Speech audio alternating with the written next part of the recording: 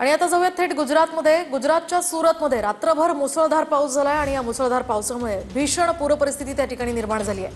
अनेक वाहनं पाण्याखाली आहेत, कमरेएवढं पाणी अनेक परिसरामध्ये साचलंय, त्यामुळे यातनं मार्ग काढताना नागरिकांचे हाल होत आहेत। मुसळधार पावसात सुरत जलमय।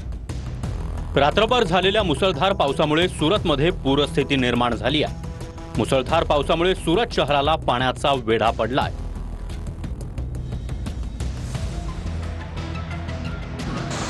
मुसळधार पावसामुळे सुरतमध्ये अनेक वाहनं पाण्याखाली गेली आहेत।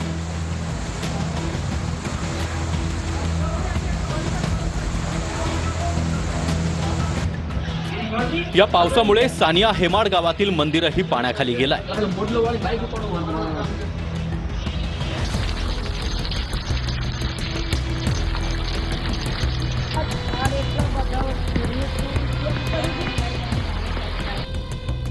कापड व्यापाऱ्यांचं देखील कोट्यवधी रुपयांचं नुकसान झालंय।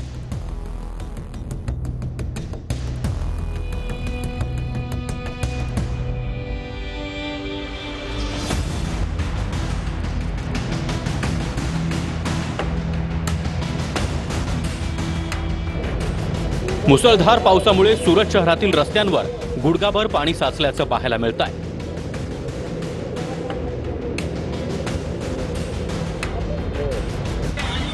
सुरतमध्ये अवघ्या 24 तासात 40 मिलीमीटर पेक्षाही जास्त पाऊस झालाय।